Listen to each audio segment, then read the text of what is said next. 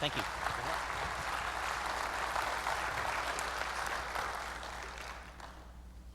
Well, thank you all for coming, and thank you for having me. As Pastor May said, I'm not going to mention any theology tonight. I'm not going to quote the Bible. I'm also not really going to make a moral argument. I'm just going to talk about marriage as a policy institution. I'm going to think through the question of why is the government in the marriage business? We don't have the state in the baptism business. We don't have the state in the bar mitzvah business. Why is the state in the marriage business? And how ought the state to define marriage? And let me just say by way of introduction that this project is a collaborative project. It grew out of some conversations with a classmate of mine at Princeton and with a professor of ours there. And the three of us, we started discussing these issues because we had a bunch of classmates, and in the case of my classmate, we had classmates. In the case of our professor, he had students who disagreed with us about marriage. And what we were discovering is that they couldn't even understand why we believed what we believed. It wasn't just that they thought we were wrong, it's that they thought we were idiotic. They literally thought there was no rational basis to the view of marriage that has informed all of human history up until 15 years ago. So one of the things that we did, we had a firm conviction that faith and reason are fundamentally compatible. Some people at Princeton were trying to say that faith and reason are incompatible, that reason contradicts faith. That wasn't our experience. We had the firm experience that faith and reason were mutually reinforcing and that they pointed towards the same truths. There were some truths that you could only know by faith. You can only know Jesus is Lord by faith. But there were other truths that you could know by reason. You could know that you're not supposed to steal, you're not supposed to lie, you're not supposed to kill by reason. That's the law written on the heart in Paul's phrasing when he talks in the letter to the Romans. Marriage is like that. Marriage in its natural capacity was something that's built into human nature, and the human intellect could grasp the nature of marriage, which is why we see non-Christians getting married and living out the truth about marriage throughout human history and across the globe. Marriage isn't just the creation of the church. Marriage is the creation of the Creator. And when he created human beings, he created marriage. And from a Christian perspective, Jesus then elevates marriage into a supernatural domain, but it doesn't negate the nature of marriage. And so that's what I want to get at today. What's the nature of marriage, and how can we think about the nature of marriage? Because the nature of marriage applies to all citizens, to all human beings. It's not just the province of a particular church or a synagogue or a mosque. Even though there might be religious aspects to marriage, there's also a civic aspect to marriage. So let me start by saying 2 weeks from tomorrow, the U.S. Supreme Court will be hearing oral arguments on 4 marriage cases. They come out of the Sixth Circuit. The Sixth Circuit includes Tennessee, Kentucky, Ohio, and Michigan. And miraculously, that circuit upheld those state marriage laws. Those 4 states, the citizens went to the ballot box. They voted to define marriage in accordance with the truth as the union of a man and a woman. And whereas other judges have struck down marriage laws, in those 4 states, the marriage laws were upheld. And so as a result, they have been appealed to the U.S. Supreme Court. And what stands on the line here are all state marriage laws. If the Supreme Court upholds these marriage laws, your marriage law in Texas remains good law. If the Supreme Court strikes down these laws, by implication, it'll be striking down your law as well. And marriage will be redefined in all 50 states. The most important thing to know is that there's nothing in the U.S. Constitution that requires the redefinition of marriage. There's nothing in the text or the structure or the logic or the history of the Constitution or any of the amendments, including the 14th Amendment, that require the courts to redefine marriage in all 50 states. The simple reason why is that there are 2 different visions of what marriage is. There's the vision that I'll be defending today, where marriage is inherently a union of sexually complementary spouses.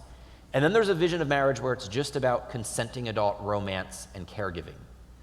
The Constitution doesn't tell us which of those 2 visions is the true vision of marriage.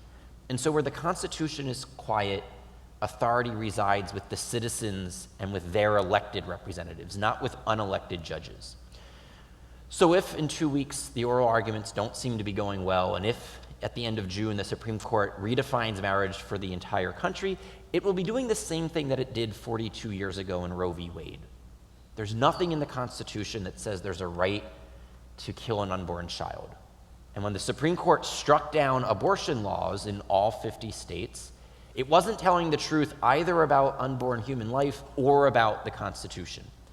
In the same way, if the U.S. Supreme Court strikes down your marriage law, it won't be telling the truth about marriage, nor will it be telling the truth about the Constitution. And we just need to be prepared for that possibility, because it looks like it'll be a 5-4 decision with Justice Kennedy casting the deciding vote. And any time that your faith is residing on Justice Kennedy, it's not a good situation to be in. So that's all I'll say about the courts. Let me just say something about the argument that's being made. The left, those who are in favor of redefining marriage, have a very great slogan. It's a perfect piece of advertising. It's a perfect piece, to a certain extent, of propaganda. It's the phrase marriage equality. And why do I say it's great advertising? It fits on a bumper sticker.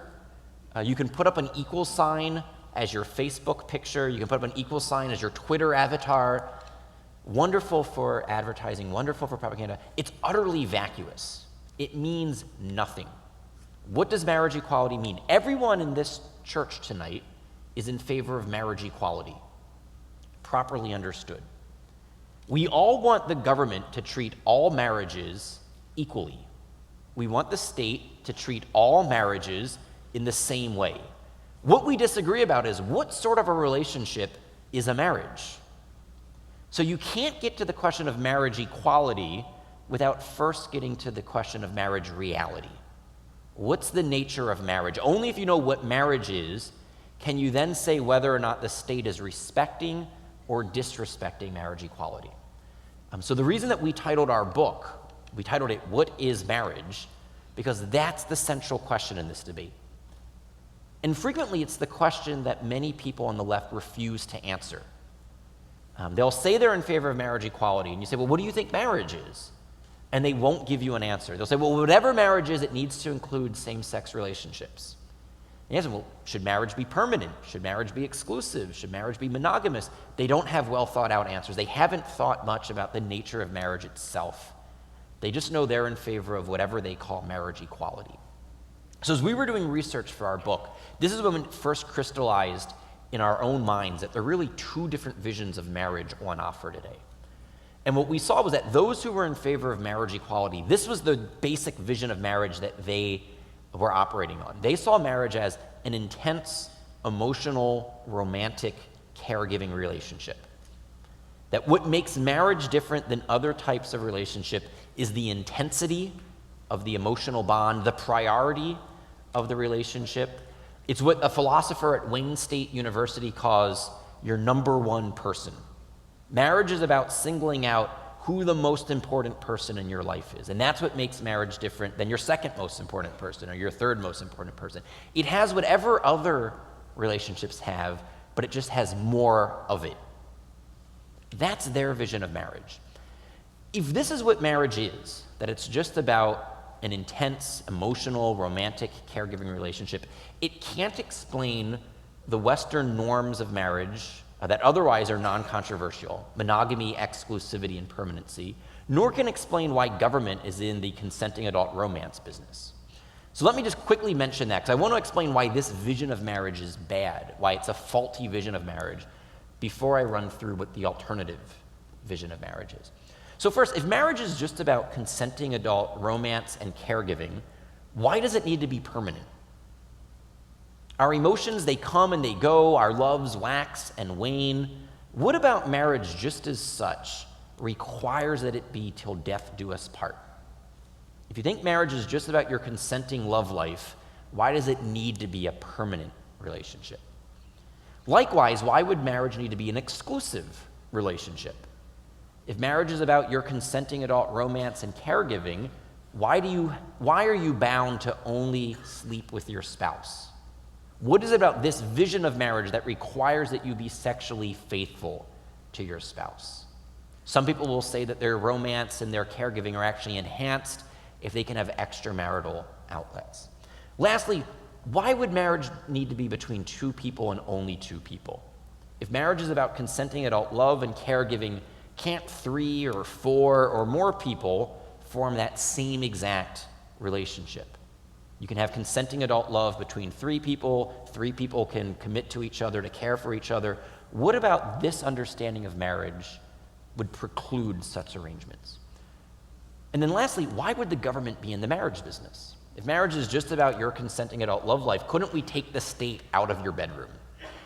Marriage needs to be about more than just that to explain why every political community in the history of the world has been in the marriage business. So we argue in the very first chapter of our book that this vision of marriage just gets marriage wrong.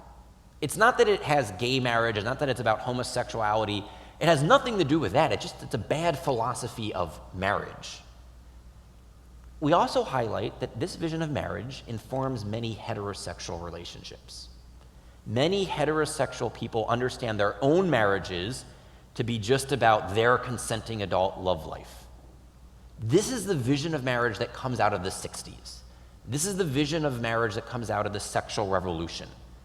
That consenting adults should do whatever consenting adults want to do. That if it feels good, do it. That marriage should last as long as the love lasts. These are all popular slogans that come out of the sexual revolution and that more or less imbibe and embody this faulty vision of marriage. There's nothing distinctively gay about this vision of marriage.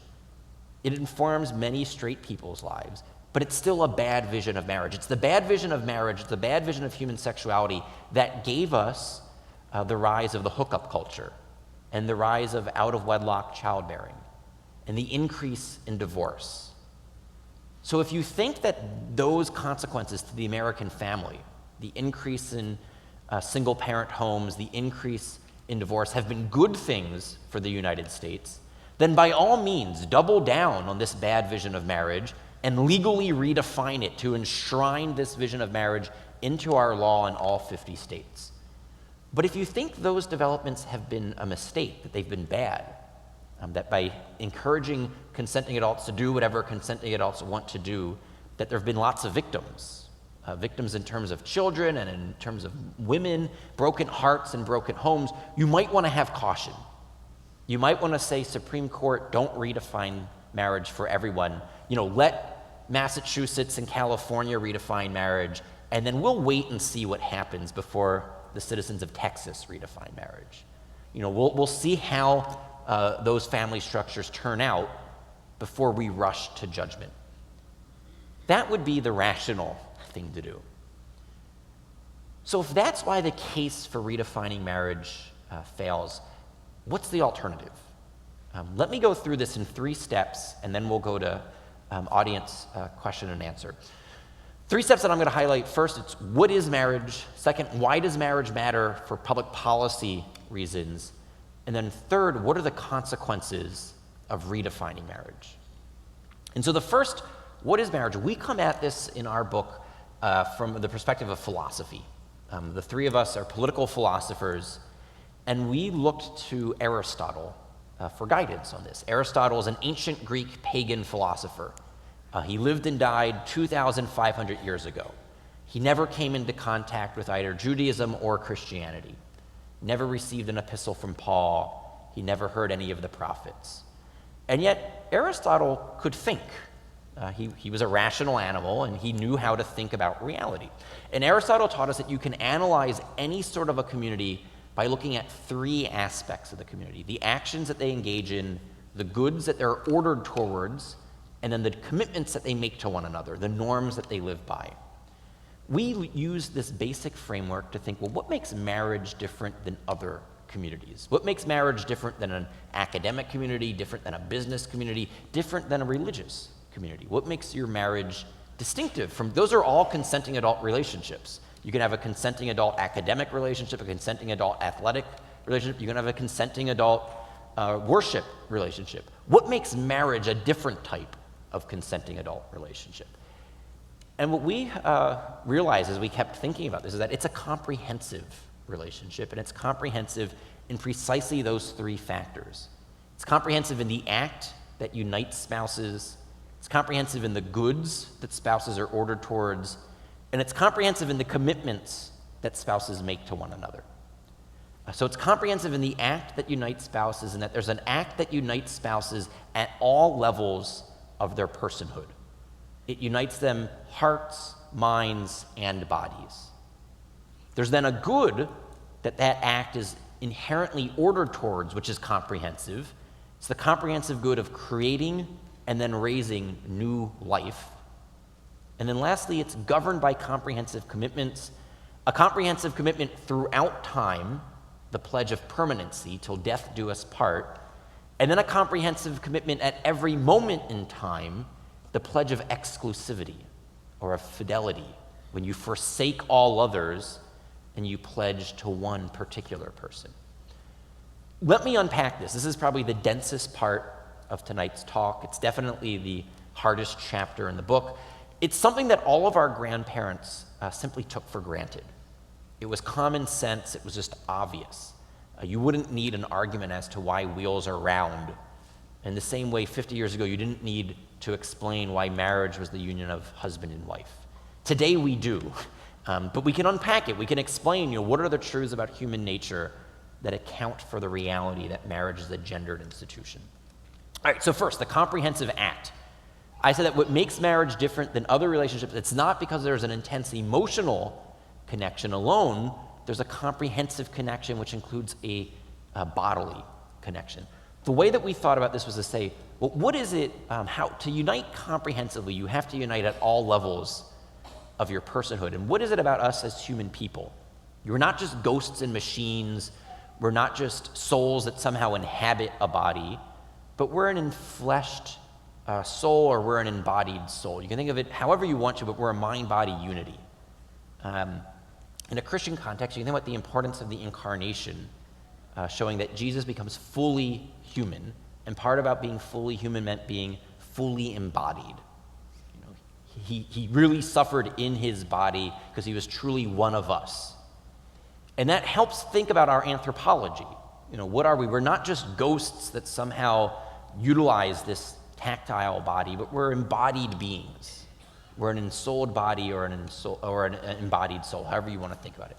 So to unite with another person would require uniting with them not just at the level of hearts and minds. That's what ordinary friendships are like. You ordinarily unite with your friends at the level of hearts and minds, intellect and emotions. You don't ordinarily unite with your friends at the bodily level.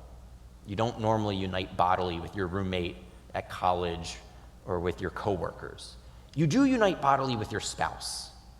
And that can begin to explain that what's unique about marriage is that it's comprehensively uniting you with that other person, heart, mind, and body. That then raises the question, well, what sort of action actually unites you bodily with another person? To answer that question, we thought, well, what makes each and every one of us one body? Why are you not just a clump of cells? You sometimes hear pro-choice advocates say that the unborn child is just a clump of cells. They're wrong about that. Why are they wrong about that? The unborn child, just like the grown-up, just like the adult, just like the elderly, is an organized entity with lots of various bodily parts, all unified towards the common good of their bodily life. So to take myself as an example, my heart, my lungs, my kidney, muscles, bones, tissue, all of those various parts aren't just clumps of cells. They're all integrating with each other. They're unified with each other for my common biological life. And think about all the various systems that we have. We're all complete as individuals. Take locomotion. We walked in here on our own. When it's over tonight, we'll all walk out of here on our own. Digestion. If you've already had dinner, you're sitting here and you're digesting your dinner, each of you on your own as an individual. Respiration. You're breathing in, you're exhaling on your own. Circulation. Your heart is beating and your blood is pumping and your lungs are oxygenating the blood. So respiration and circulation are interacting with each other. And that's what's then fueling your digestion. All these various systems, unified, integrated. We're all complete as individuals with every aspect except for one. There's one bodily activity that none of us do on our own. It requires a twosome. It takes two to engage in this tango. And to engage in this single biological action requires both a man and a woman engaging in a certain sort of action that truly unites them as one flesh. And I'm not talking about if I walked up to you and stuck my finger in your ear. That's not the act that I'm referencing.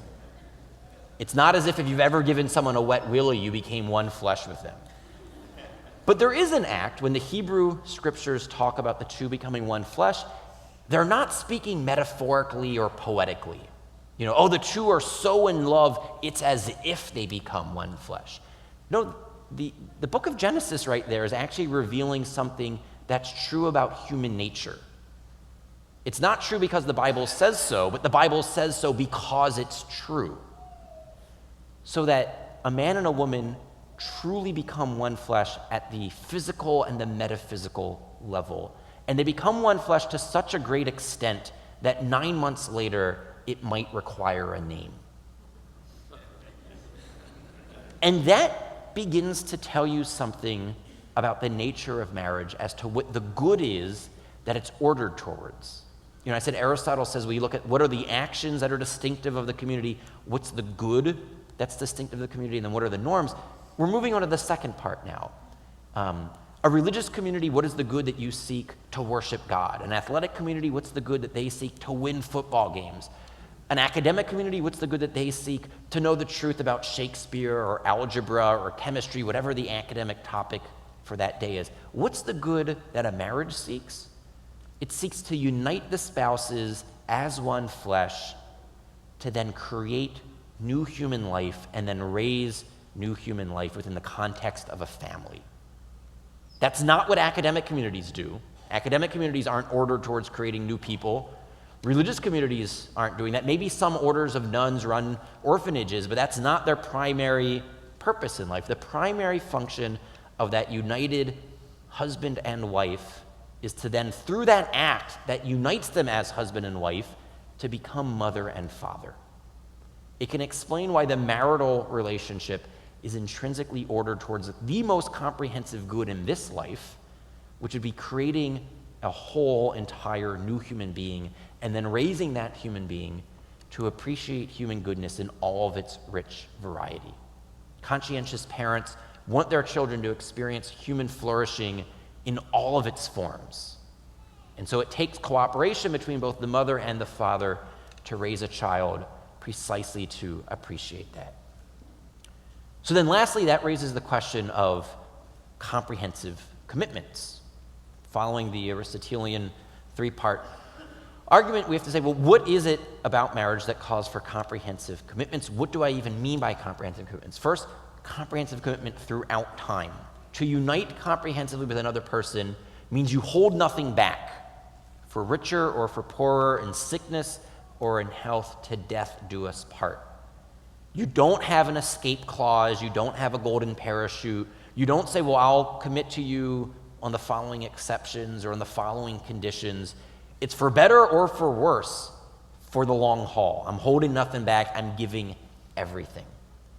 And then likewise, in committing comprehensively, that means you're excluding all others from that type of a relationship. It's not as if you can never have friends with other people, that you can never pray with other people, that you can never read a book with other people, but it is that you'll never sleep with other people. The type of exclusivity that marriage calls for is sexual exclusivity, because the action that is distinctive of marriage is the marital act that unites a man and a woman as husband and wife. So the type of fidelity, the type of exclusivity marriage calls for is precisely the act that transforms ordinary friendships, unions of hearts and minds, into marriages, a bodily connection as well. So by attending this lecture tonight, if you're here without your wife, you're not cheating on your wife. If you sleep with someone other than your wife tonight, you will be cheating on your wife. And this vision of what marriage is can explain that in a way that the bad vision of marriage can't. The bad vision of marriage, well, it's just about an intense emotional connection with however many people or whatever conditions the consenting adults place on that union.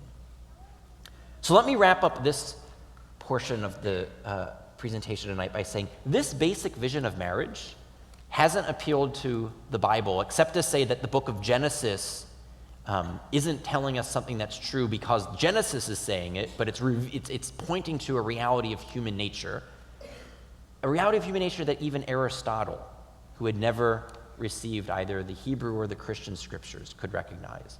We see actually the ancient Greeks and the ancient Romans. We see Jews and Christians. We see Enlightenment thinkers like John Locke and Immanuel Kant. Eastern thinkers like Gandhi have all understood this basic conception of marriage. We more or less see every political community that has lasted long enough to leave a record of itself in recorded history has understood marriage to be the union of man and woman precisely because they can create new life and attach new life with their mom and their dad. This is true for the Northern Hemisphere, the Southern Hemisphere, all throughout recorded history up until 15 years ago. It was the year 2000 that the first nation redefined marriage. That's the historical anomaly. Why did that nation go awry? So you could be following me so far. You could say that you understood the first part of the talk, that the consenting adult romance view of marriage is a bad vision of marriage, and that the comprehensive union of sexually complementary spouses is a better vision of marriage. You might then ask the question, well, why does this matter? In particular, why does it matter for the state of Texas? Why do we need the government picking winners and losers between the two visions of marriage? Why do we have the state in the marriage business at all? So let me suggest a couple answers to that. And I'll just say, as a starting point, the reason government's in the marriage business is because the union of a man and a woman can produce a child, and someone needs to be responsible for that child. And marriage is the institution that societies all throughout human history and all across the globe have devised to maximize the likelihood that a man commits to a woman, and then the two of them committed to each other take responsibility for raising that child. Whenever a baby is born, a mother is always close by. She's normally in the same room. That is simply a fact of biology. So biology alone gets you the mom with the child. The question is, will a father be close by? And if so, for how long? That's what marriage does.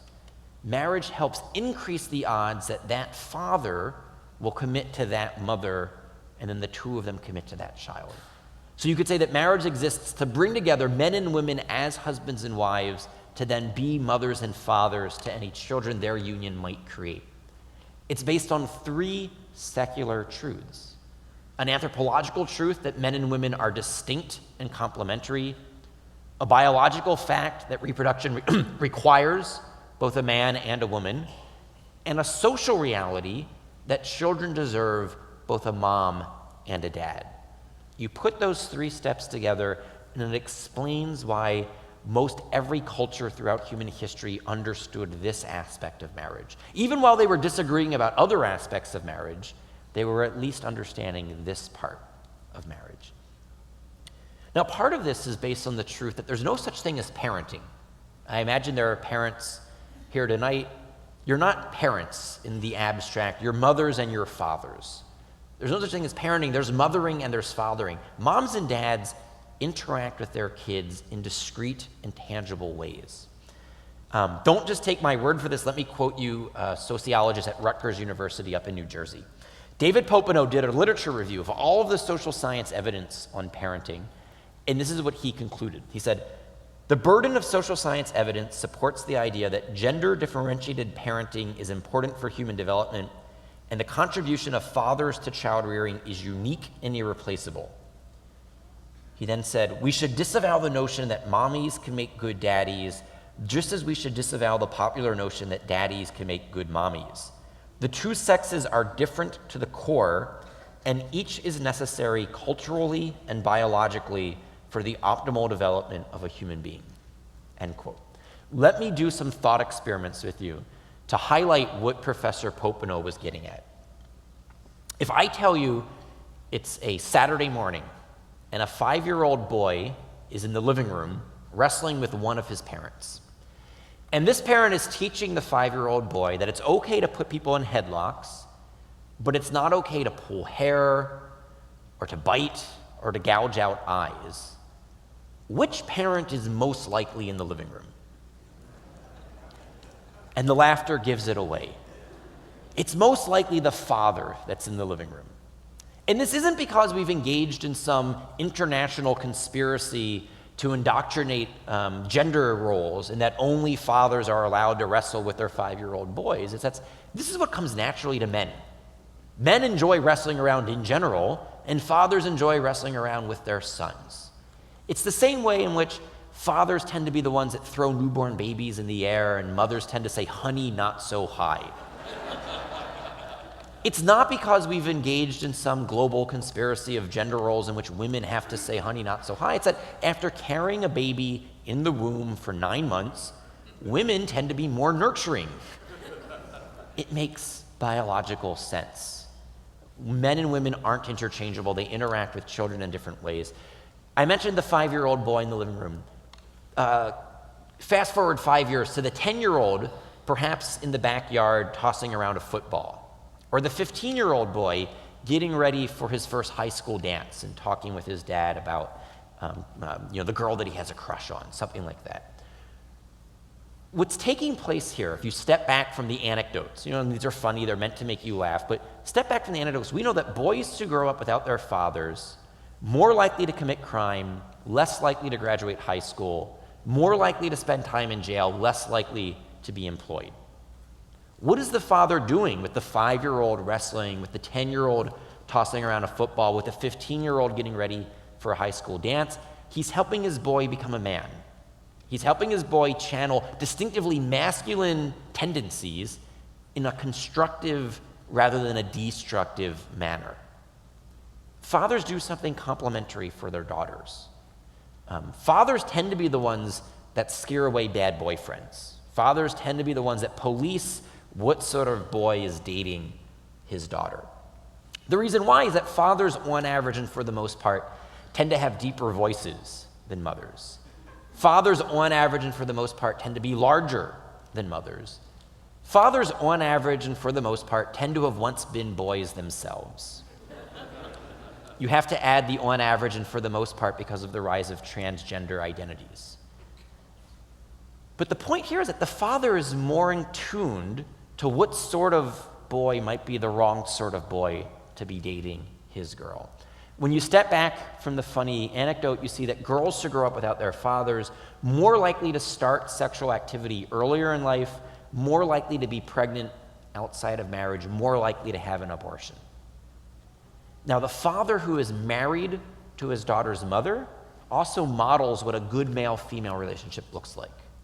The father who's married to his daughter's mother shows the daughter something that she might be looking for in a boyfriend or a fiancé or a future husband. He models how a man's supposed to treat a woman.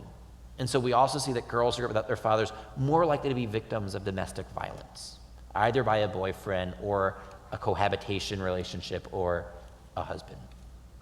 Don't just take my word for this. Let me read you a quotation and then I'll ask you who the speaker was. We know the statistics. Children who grow up without a father are 5 times more likely to live in poverty and commit crime, 9 times more likely to drop out of schools, and 20 times more likely to end up in prison. They are more likely to have behavioral problems or run away from home or become teenage parents themselves. And the foundations of our community are weaker because of it. Who was the speaker? President Obama, before he evolved. Now, why did President Obama say this? Because he spoke out about the importance of fathers several times in the first couple of years of his presidency. He explained why when he gave the commencement address at the all-male, historically black college, Morehouse College. So he's addressing the all-male graduating class, and this is what he says. He says, quote, "I have tried to be for Michelle and my girls what my father was not for my mother and me. I want to break that cycle," end quote. President Obama grew up without his father. He experienced firsthand the challenges and the hardship that comes with that. And so he wants to encourage other men to not do that to the women and the children in their lives, starting with himself by being a good husband to Michelle and a good father to his 2 daughters, but then encouraging other men to do the same. So this immediately reminds us to not think that just because you grow up outside of a married mother-father relationship that you're somehow destined for failure. Obama grew up outside of that, and while his presidency hasn't been great, he's turned out pretty well. He managed to get elected twice to the office of the US presidency. But he would be the first to tell you that he had a harder road to travel in life precisely because of the absentee father in his life. So it's not somehow to denigrate children of single mothers. It's certainly not to denigrate the heroic mothers who actually care for those children. It is to acknowledge the reality that if you care about social justice, you have to care about marriage. What we've seen in the past 50 years as the American family has fallen apart, either through the rise of out-of-wedlock childbearing or through the rise of divorce, is that children who are raised by their married mother and father turn out to have a host of blessings, and that children who aren't have all those problems that Obama himself cited. 5 times more likely to live in poverty and commit crime, 9 times more likely to drop out of school, 20 times more likely to end up in prison, more likely to have behavioral problems, to run away from home, to become teenage parents themselves. What we've seen is that in the communities where the family is broken apart, that's where child poverty has grown. That's where social mobility has declined. That's where crime has increased. That's where welfare spending has exploded. So everything you could care about, if you care about both the poor and about freedom, if you care about social justice and you care about limited government, is better served by a healthy, intact marriage culture than by broken families where the government then tries to pick up the pieces, whether it's picking up the pieces in the welfare state or the police state. I think 2 of the historic roles that fathers played as provider and disciplinarian, it's not surprising that in the 50 years after the breakdown of the American family, that's where the state has grown the most. Welfare provider and police and prison populations. Those are where the state has grown to supplant what had been the role of the family. So that explains why marriage matters to the government. The state's not in the marriage business because it's a sucker for romance. The state's not in the marriage business because it cares about your love life or my love life. The state's in the marriage business because the union of a man and a woman can produce a child, and someone needs to be responsible for that child, and that child will have the best chance of flourishing in life if the man and the woman who helped create the child also take responsibility for raising the child. This is why the state's not in the bar mitzvah and baptism business. Those are purely religious institutions. The government has no role regulating baptism. The state has a legitimate role in regulating marriage because it's both a sacred and a secular institution. It's both a natural and a supernatural institution. And the state regulates it insofar as it's natural and civic. The church recognizes it insofar as it's natural and supernatural, civic and religious. Let me pivot now to the last question, consequences of redefining marriage. Because you could be saying that you've agreed up until now. The revisionist view of marriage, where it's just consenting adult romance, is a bad vision of marriage. The comprehensive union of marriage, where it's a sexually complementary union of husband and wife, mother and father, is a better vision. The state cares about this because children deserve both a mom and a dad. The next logical question to ask is, okay, but how does allowing Adam and Steve to get married impact any of this? How will allowing same-sex marriage impact your marriage or my marriage or marriage in general at all? And that's probably one of the most frequent questions that you hear in the popular media today. Let me give you 3 answers, and then we'll go to audience questions. But 3 answers, all 3 fall under the general rubric of ideas have consequences, and bad ideas have bad consequences.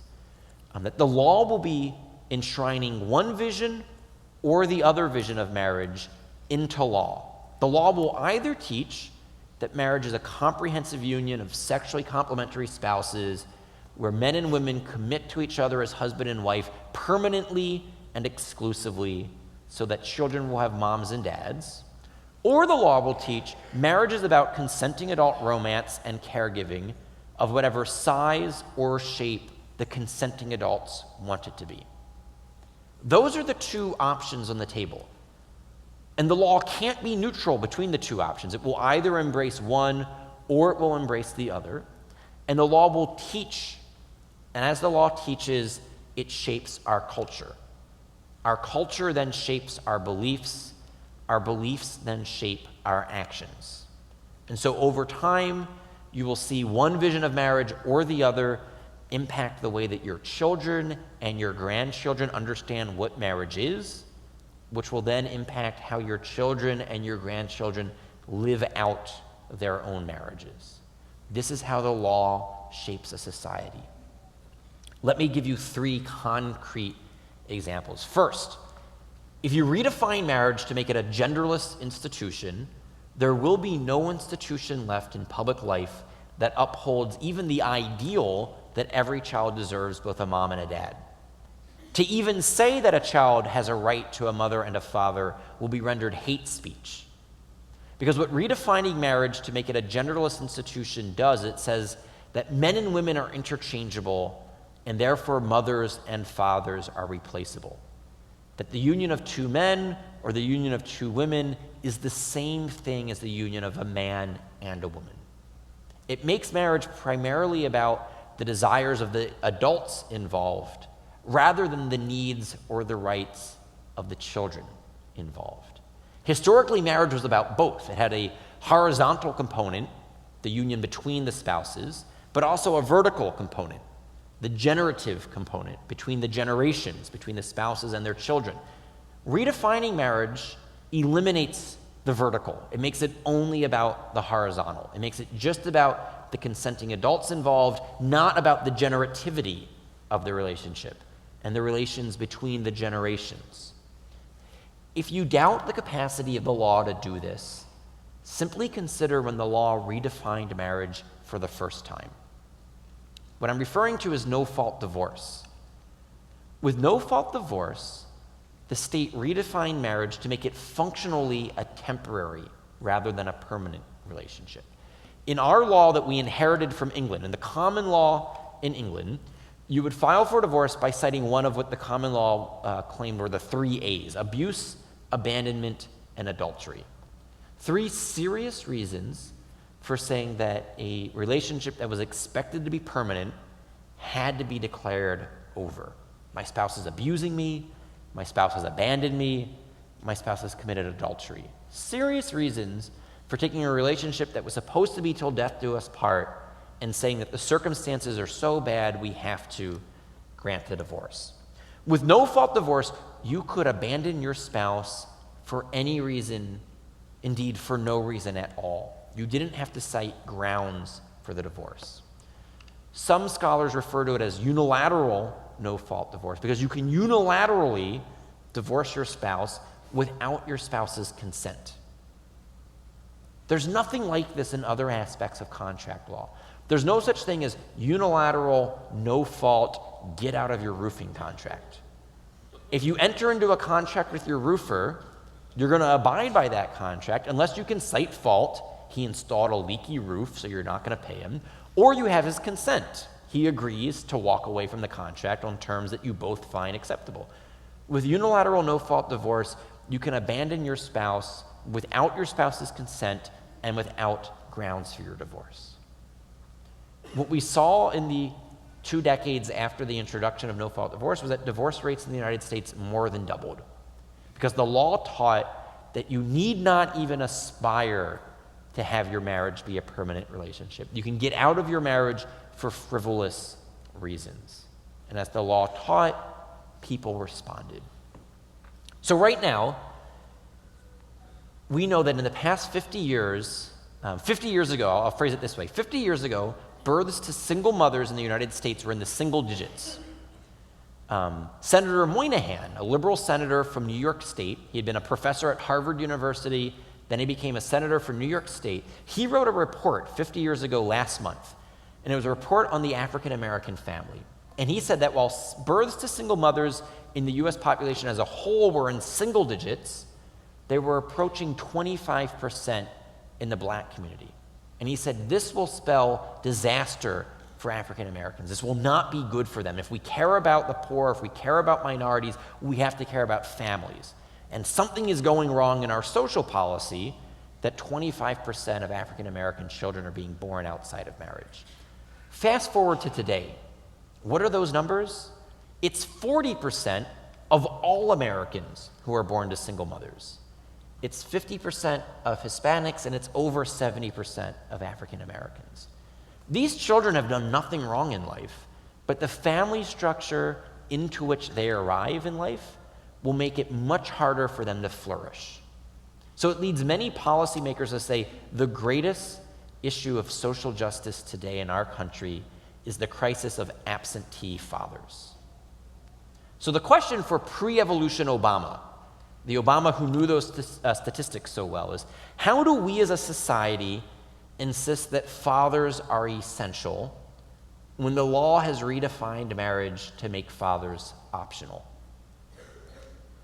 That's the first consequence of redefining marriage. If you make it a genderless institution, it's very hard to say that both mothers and fathers matter. Second consequence is that the redefinition of marriage won't stop here. And the best way to illustrate this is to simply highlight 3 words that activists have already coined to describe where they would like to see marriage further redefined. The first is the word throuple. A throuple is a 3-person couple. Take the word couple and chop off the C and then add a THR. Throuple. This was in New York Magazine. New York Magazine is a prominent publication up in New York City. And what happens in New York City today will migrate to Ohio in 10 years, and then it'll come to Texas 10 years after that. And that's how social change takes place in the United States. It starts on the coasts, moves into the center, and then eventually gets in the middle. So this idea was, New York Magazine was profiling a throuple that lives in Brooklyn, New York. This was 3 men who live with each other and love each other. They sleep with each other. They cook meals for each other. They want to be able to visit each other in the hospital. They want to be able to have a joint checking account. They want to be able to file a joint tax return. If your understanding of marriage is that it's about consenting adult romance and caregiving, then they have a marriage. And if you go before the U.S. Supreme Court and you sue for marriage equality for the same-sex couple, on what basis do you deny marriage equality to the same-sex throuple or to the opposite-sex quartet? Again, heterosexual, homosexual doesn't matter for this vision of marriage. If you have 4 people, 2 guys and 2 girls who want to form a group marriage, why is that relationship not worthy of marriage equality? Because the way that we arrived at monogamy in Western law and culture is that it's 1 man and 1 woman who can unite in the marital act that can create new life, and every new life has 1 mother and 1 father. Marriage is about uniting those people in a stable, permanent, exclusive relationship. But once you say the male-female part of marriage is irrational and arbitrary and bigoted, what is your legal basis for requiring monogamy? What's magical about the number 2 once you say the male-female part of marriage is irrational? So that's the word throuple. The next was the word monogamish. Monogamish is a play on the word monogamous. Monogamish, this was in the New York Times Sunday magazine, probably the most prominent publication in all of American journalism. It was a profile of the gay rights activist Dan Savage, and the interviewer asked him, what can straight couples learn from gay couples? How will straight marriage be impacted by gay marriage once it's been redefined everywhere? He said, straight people will learn the virtue of the monogamish relationship.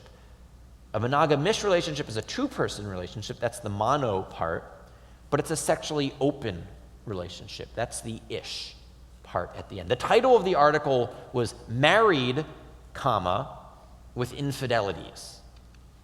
And they were redefining the vice of infidelity as the virtue of a monogamish relationship. Savage's argument was that the way that straight people practice marriage in the United States is outdated. It's a holdover from Judaism and Christianity that told people they had to have one sexual partner till death do them part. This is inhumane, it's unrealistic, it leads to sexually frustrated people. Much better to have your romantic caregiving relationship be between two people, but provided there's no deceit and there's no coercion, you should be free to seek sexual fulfillment with other people. Don't make your romantic caregiving relationship synonymous with your sexual relationship. You should be free, provided your spouse consents and isn't deceived, to live out your sexual fantasies with other people. And that this will actually strengthen your marriage. Because now you won't be having sexual problems in the bedroom, you'll be solving those with other people. Then, therefore, your joint checking account and your cooking meals and visiting each other in the hospital, that'll be enhanced. The last is the term wed lease. This was introduced in the Washington Post. The Washington Post is like the grown-up, non-crazy newspaper on the left. If the New York Times and the LA Times are kind of like the crazy liberal papers, the Washington Post wants to present itself as like the reasonable, moderate paper. This was an op-ed written by a lawyer who coined the word wed lease. Wed lease is a play on the word wedlock. Wedlock denotes something that's strong and sturdy and permanent. Wed lease was meant to denote the exact opposite. The lawyer was arguing, just like you can lease a car or you can lease a house, you should be eligible to lease your spouse. His idea was that we should have 5 or 10-year marriage contracts that could then be renewed on good behavior. That if they were going well, you could renew them, but if they weren't going well, they would just automatically dissolve. In the same way that if you lease a car, if you want to renew it after 2 years, you can renew your lease, or you just get a new car after 2 years. And your heart doesn't break when you have to turn over the keys. You only signed up for a lease. So you had 2 years on your apartment, 2 years on your car, and now it's time for a new one. Same idea here. The argument was that we have this outdated, inhumane holdover of Judaism and Christianity, that marriage is supposed to be a permanent relationship, but that's unrealistic. Human beings can't pledge to love one person forever. Nothing in life is lasting. Everything is fleeting. And it's only because we have an unrealistic expectation that we can have lifelong love that when it inevitably fails, that's what breaks our heart. That's what causes the turmoil. And if we only had better expectations, if we were only expecting a 5-year wed lease in the first place, we wouldn't have these bad experiences. So I said at the beginning I wasn't going to talk about theology, I wasn't going to talk about the Bible, I wasn't going to talk about morality.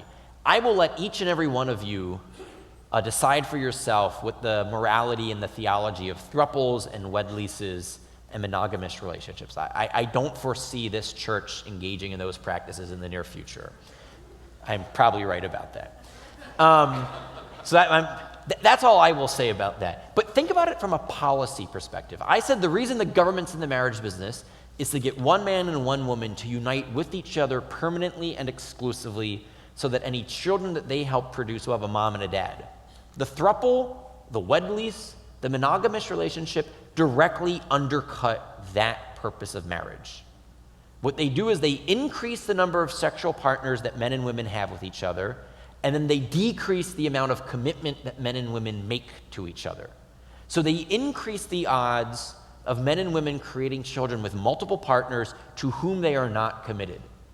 This increases the number of fragmented families, the number of fatherless children. And yet all 3 of these new words follow as a logical matter once you get rid of the male-female part of marriage. Once you say marriage has nothing to do with sexual complementarity, why is it monogamous, exclusive, and permanent?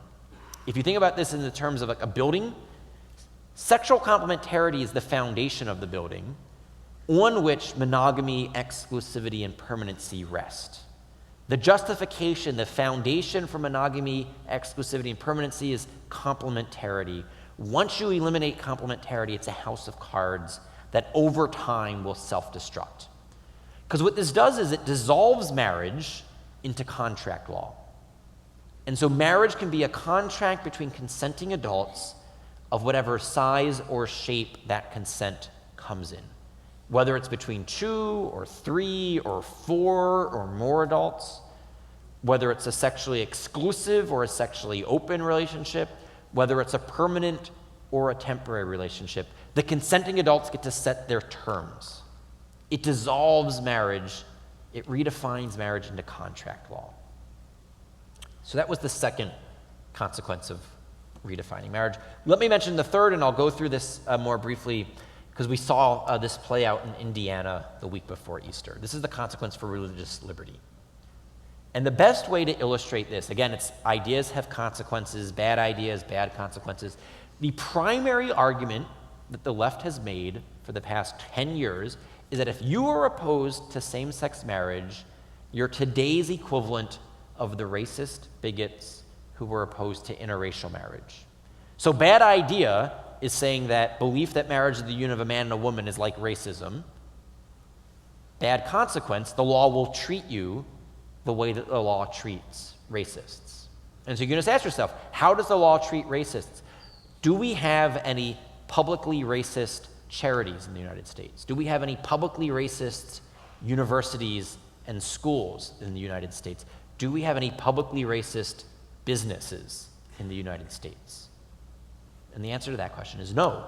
The state won't allow that. It won't give the license. It won't give the accreditation. It has non-discrimination laws for the businesses. So whether it's the charity, the school, or the business, the state has a way of combating this. That's what the left wants to see happen for religious charities, religious schools, religious businesses, for anyone who tries to run their institution in accordance with the truth that marriage is the union of a man and a woman. I will just mention a couple examples. In Massachusetts, in Illinois, in San Francisco, and in Washington, D.C., after those jurisdictions redefined marriage, Christian-run adoption agencies were forced to shut down. These adoption agencies weren't trying to prevent gays and lesbians from adopting from other agencies. They weren't saying that gays and lesbians can't adopt from the state-run adoption agency or from the secular humanist adoption agency. They only said the children that have been entrusted to our care, we want to find them homes with married moms and dads. This takes nothing away from anyone. We just want to do what we think's best for the child, and we have lots of married moms and dads who want to adopt from us. Just leave us alone. All they were asking for was for the government to leave them alone, and the government said no. They said what you are doing is discrimination. If you won't treat the same-sex married couple as equal, again, the phrase marriage equality, as equal to the married mom and dad, you're discriminating against them, and we won't let you run a discriminatory adoption agency. So in those 4 jurisdictions, Catholic charities and evangelical adoption agencies, LDS adoption agencies were forced to shut down. This does absolutely nothing to help children. It didn't help more children find homes. It didn't help more parents decide to be adoptive families. Frequently, it's the religious adoption agencies that have the best success at getting parents to adopt in the first place, because adopting a child is not like renewing your driver's license. The DMV doesn't even do a good job at that. Imagine what the government-run agency does when it comes time to adopt a whole new living, breathing human being. So you might want the religious adoption agency because they can best facilitate welcoming a new life into your family, and the state said no. We've also seen cases of bakers and florists and photographers, small business owners, people of faith, who simply asked to be free from government coercion to run their small businesses in accordance with their beliefs. In none of these examples was it a business owner that said, I refuse to serve you if you're gay or lesbian.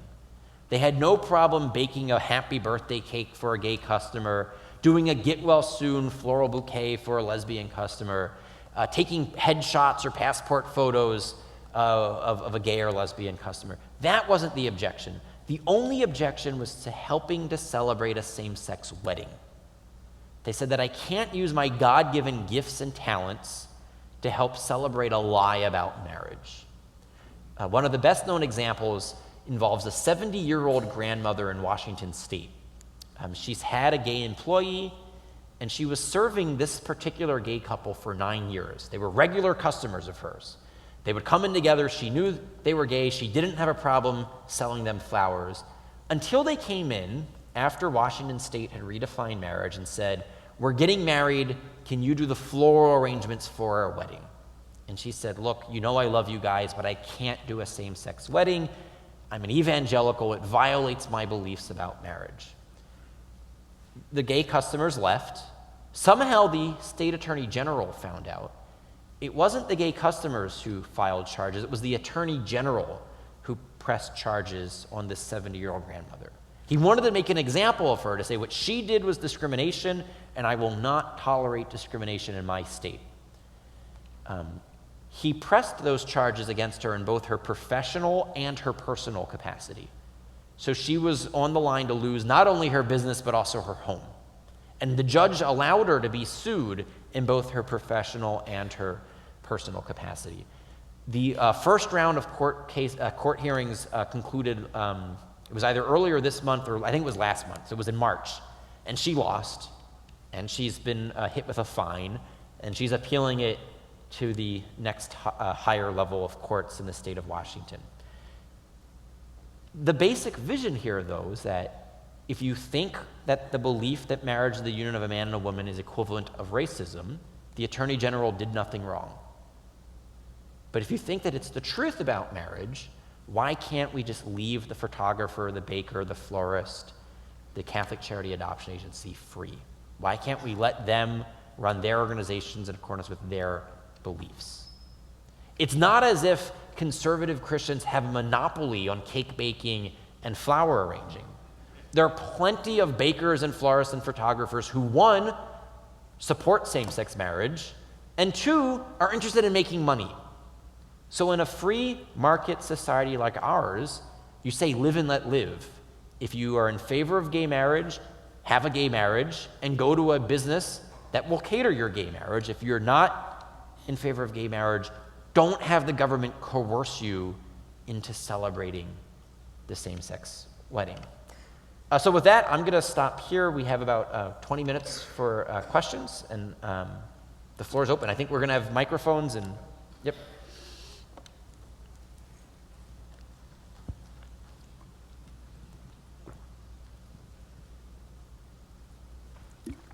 Don't be shy.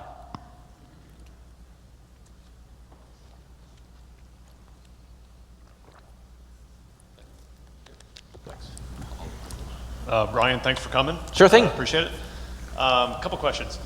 One is, what do you say to folks who say, hey, this ship has sailed, look at the polls, and it's all going one direction. Can you talk a little bit about Sure. that? And then the second thing is, I was really surprised to see how this issue played out in France. And I was wondering if there were any lessons we could take from the way that this issue played out there. Perfect. Yeah.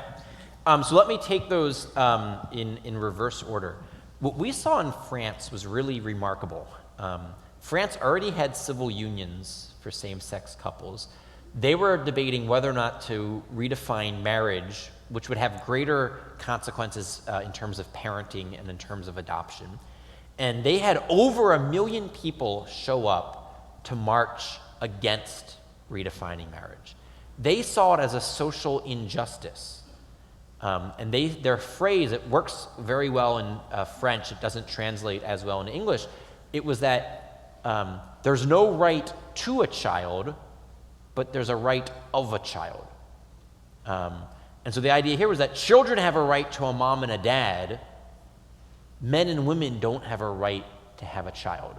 And so it turned the debate upside down, because the way that the debate plays out in the United States, we almost are always focused on the rights of consenting autonomous adults. I think one of possibly the only good thing about a more kind of like socialist outlook is that you think more about those who are marginalized in the community, which would include children.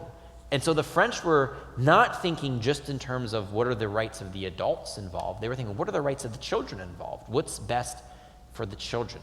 And so what was remarkable was that you had gays and lesbians who were leading the protest against gay marriage. They said, look, I want to be free to live how I want to, but just because I'm attracted to another man doesn't mean a child should go without a mother. They would make those arguments. When we make those types of arguments here, we get accused of being homophobic or anti-gay. That said, To answer your second question, I think some of those arguments and some of those voices will be some of the most effective. You can do a Google search for 3 different amicus briefs that were filed 2 weeks ago at the US Supreme Court by children of gay and lesbian couples who love their gay and lesbian parents, but say that being raised by 2 moms or 2 dads was not the same thing as being raised by a married mom and dad. And so they're sharing their testimonies. And so here I just think when you say it looks like the ship's already sailed, it looks like the tide has turned, it's to say that we've been here before. 40 years ago, this is what the liberal media elite were telling us about abortion. They said, look, the Supreme Court just settled the abortion issue. And then they said, look at public opinion. All of the young people, the young generation, is in favor of abortion rights. The only people who are pro-life are the elderly generation, middle-aged people and retired people. They said that, a generation or 2 from now, the last pro-lifers will be in nursing homes and inside the walls of the Vatican.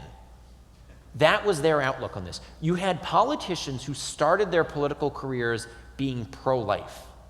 Bill Clinton, Al Gore, Ted Kennedy, and Jesse Jackson all started out being pro-life politicians, and then they evolved to become pro-choice.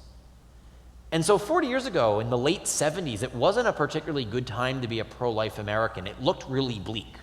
The Supreme Court had just claimed the Constitution requires legalized abortion in all 50 states throughout all 9 months of pregnancy.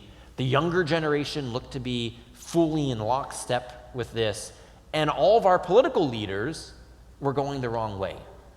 And then something happened, and now my generation's more pro-life than my parents' generation, and the majority of Americans identify as pro-life. There were many things that happened.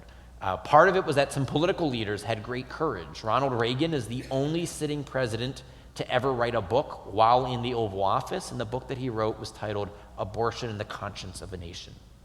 And so 1981, Reagan enters the White House, and he firmly solidifies his administration and his party as a pro-life administration and a pro-life party. And they work to undo Roe v. Wade. And he puts Antonin Scalia on the Supreme Court. We then had people like Henry Hyde come up with the Hyde Amendment, which prohibited tax dollars from going to pay for abortions. We had groups like Students for Life and Feminists for Life and Women Speak for Themselves and Silent No More come into the forefront of the abortion movement. So it wasn't old, elderly, angry white men who were leading the pro-life movement. It was now young, attractive women speaking for themselves about how abortion hurts women. You then had an amazing outgrowth of crisis pregnancy centers and pregnancy support centers just pop up all across the United States. Almost every city that I've been to speak to, they have something in their city to help a woman who's experiencing an unexpected pregnancy. So they could combine good kind of political stuff, good research, academics wrote books about the culture of life, with good spokespeople, good grassroots activism, with good on-the-ground material support. And if you look at what that has done in the past 30 or 40 years, it's totally reshaped the nature of the abortion debate. The same thing needs to happen on the marriage question.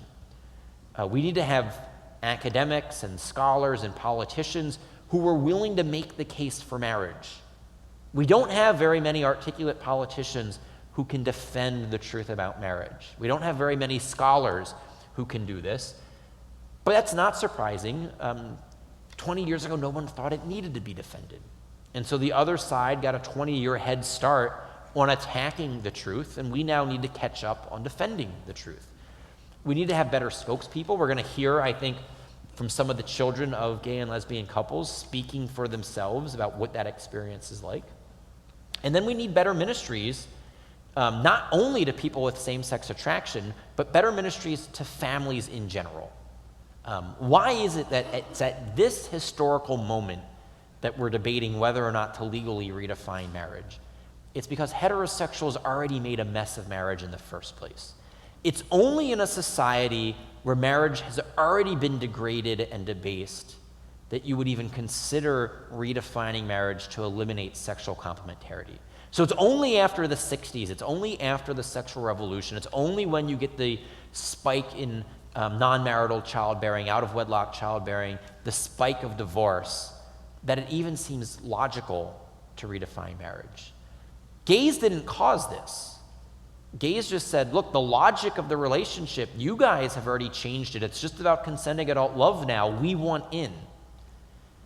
So we need better ministries to form our own communities, to know the truth about marriage and to live it out. To be what's distinctive about marriage? Why is it a permanent, exclusive, monogamous union of husband and wife? And how can we help people develop the habits, develop the virtues to make their families successful? I think those will be some of the new ministries, the new institutions, the new groups, the new think tanks, the new arguments that'll be developed in the next 10, 20, 30 years.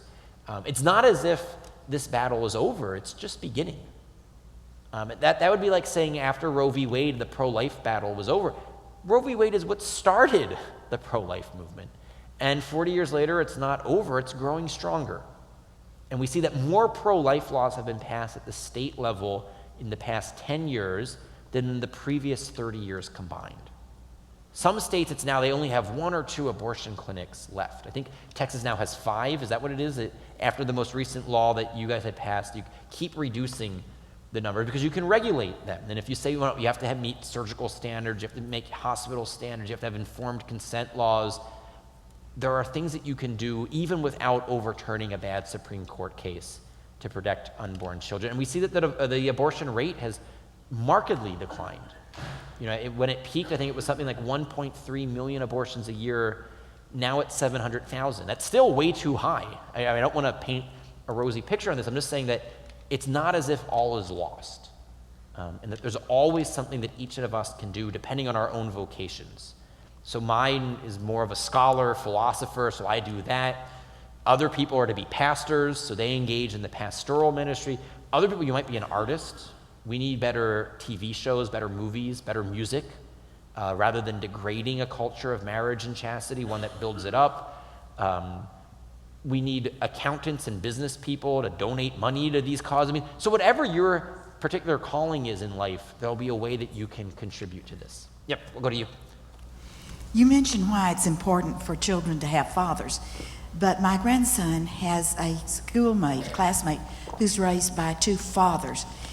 What is the importance of the role in the children's life? Great. So right now, the reason I mentioned the role of the father is that that's where we have all of the social science. Right now, from a scientific perspective, we don't know what it's like to grow up without a mother. That just hasn't been studied because it really hasn't happened throughout human history. If you think about what we talk about when we mention single parenting, it's almost always a single mother. Because when the baby is born, the mom is there. And the question is whether or not the father is going to be there. So the vast majority, something like 95% of households that have one parent living with a child, it's the mother living with the child. So most of the social science that we have, it's about absentee fathers. And as a result, the family scholars are really able to kind of zone in on, what's the particular function that the dad plays by looking at the family with the mom and dad and then looking at the family with only the mother and see that the father does something really important in how he raises his boys to develop into men, how he protects his daughter from predatory men, things like that.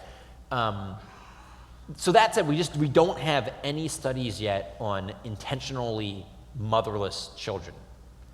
But the scientists do know some things. They know that mothers tend to be the ones that are more nurturing, more supportive. Mothers tend to be the ones that encourage their children to be more kind of comfortable and confident with who they are, whereas fathers are the ones that tend to challenge their children to reach for higher heights, climb the tree higher, things like that. If you think about it, if you have a baseball game and you strike out, the father's probably going to be the one that tell you do better next time. The mother's probably the one that's going to say that was okay, you did your best. This is just, there's a different style of how moms and dads interact with children, and we don't. It'll be interesting to see once, to be unfortunate on the one hand, because the only way scientists could even study this would be if there were large enough numbers of motherless children to see what the impact is of growing up without your mother. You know, I would rather not have those studies ever conducted, because I'd rather not have guinea pigs, you know, a group of children growing up without their moms.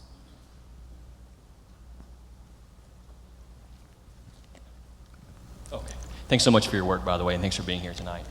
I heard, I believe it was Justice Sotomayor who asked the question about if marriage is simply to produce children, what role is the government in recognizing heterosexual marriages that have no chance of producing children? How do you answer that question? Yep, great question. So this is the infertility objection.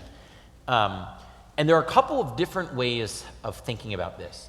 Let me give you kind of the deeper philosophical one first, and then I'll give you the more policy one. The first is to say that the state has an interest in recognizing all marriages, and it recognizes all marriages because the vast majority of marriages result in children.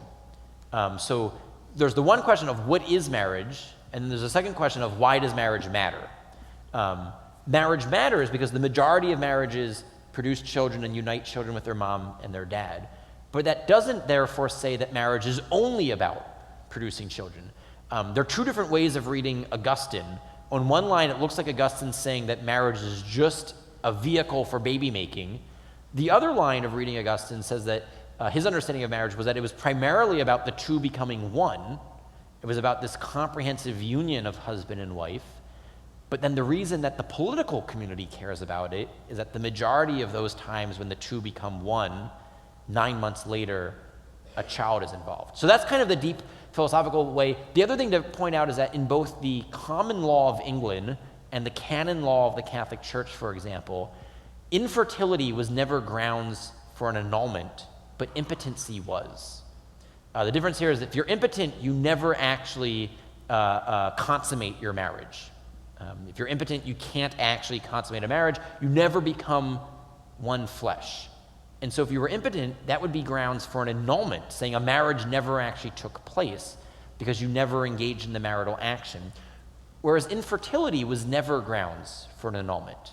In both canon law, civil law, and the common law of England, they said, no, a marriage took place. It's just that the marriage never reached its telos, which was to both unite the husband and man and woman as husband and wife, and also produce offspring. That said, if that's kind of like the deeper philosophical answer, the policy answer is that we make public policy based on wholesale, not retail. You make public policy based on the rule, not the exception to the rule. Not every marriage will produce a child, but every child is the result of a male-female union. And marriage policy tries to maximize the likelihood that those children will be conceived inside of and then raised by their married mother and fathers. And recognizing a small number of infertile marriages doesn't take away from that purpose at all, whereas redefining marriage to say that two men or two women are the same thing as a man and a woman directly undercuts that purpose of marriage, because it sends the signal that men and women are interchangeable, mothers and fathers replaceable. The last thing to mention here is that it's very, very, very rare for both husband and wife to be infertile. So the example that Sotomayor gave was of a woman who was, aged 50, so post-menopause. And what she didn't realize was that assuming that her husband remains faithful to her, he's not creating children with other women. It's very likely that he would still be fertile. Men tend to be fertile until the day they die. And provided that that man remains in a monogamous, exclusive, permanent relationship with his wife, he's not creating children with some other woman. That would then create a fatherless situation, a fragmented family. So the norms of marriage, monogamy, exclusivity, and permanency, matter for all families, even if a given particular one doesn't reproduce. Thank you for coming. It would appear from what you've spoken on that the Supreme Court in the United States has no concern about the economic consequences of their acts, of their decisions. You mentioned no-fault divorce in particular, and Your last question kind of throws me off track because you talked about an infertility situation, but nevertheless, with redefinition of marriage, you're going to have more and more broken families, more and more children are going to fall back on the government. The economic consequences in the long term are enough to actually bring down the nation. I think that's right. So, I mean, I think what we have seen, there's another great amicus brief that was filed by over 100 scholars of marriage, and they point out that the nations and the states that have redefined marriage so far and who keep data on these issues have had at least a 5% decline in their marriage rate. What this shows, or what it suggests, is that the states and the nations that were most inclined to redefine marriage in the first place already had a pretty low estimation of what marriage is. So it's a broken marriage culture that causes a society to redefine marriage, but then redefining marriage accelerates the breakdown of the marriage culture, because it sends a signal that marriage really isn't that important after all. It's simply about your consenting adult love life. Why do you even need to get the marriage certificate in the first place? Why do you need to be monogamous, exclusive, and permanent?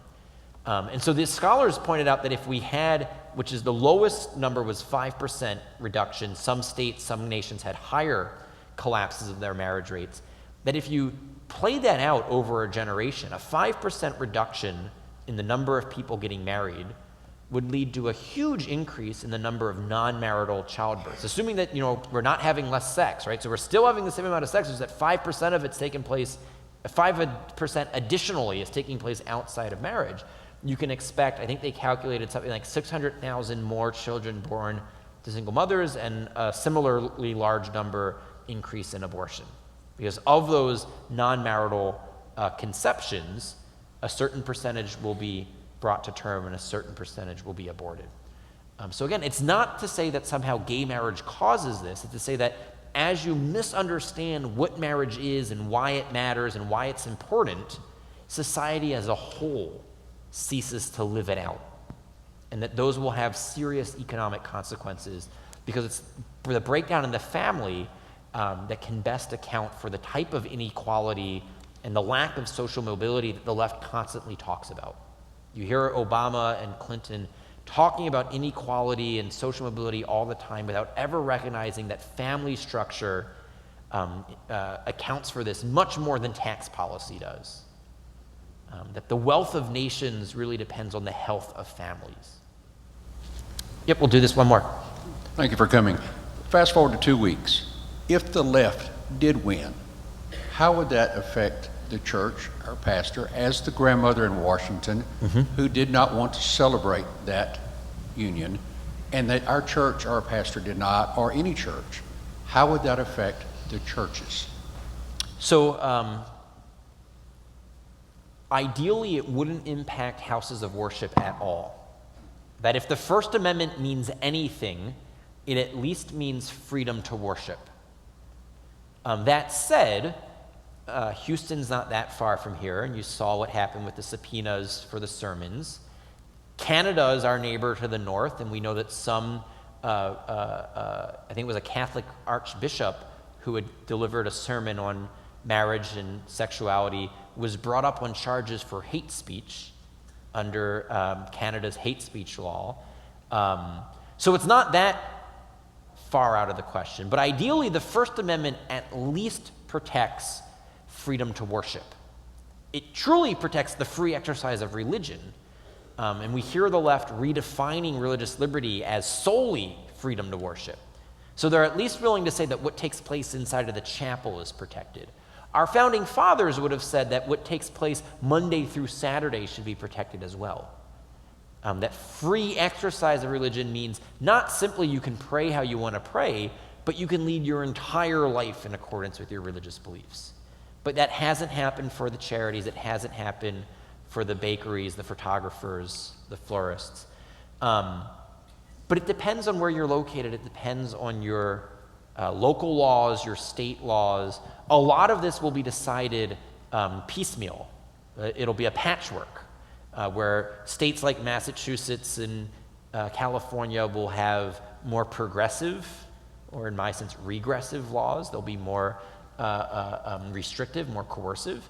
And then places like Texas, Louisiana, Alabama, Indiana, had Governor Pence not caved at the last minute, would have had greater protections for religious liberty.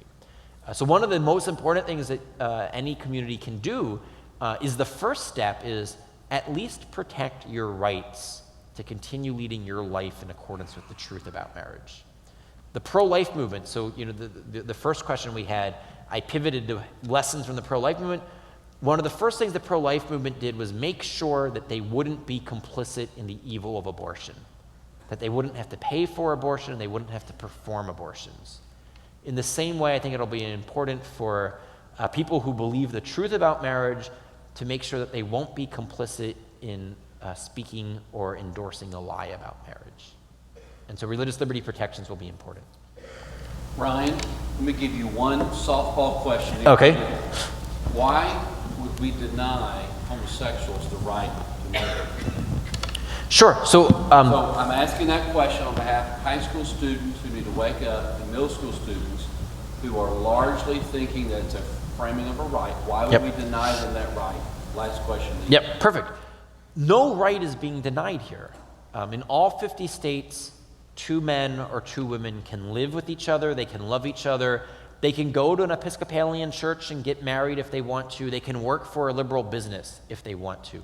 There's no right that is at stake here. You don't have a right to have the government call your consenting adult relationship of your choice a marriage.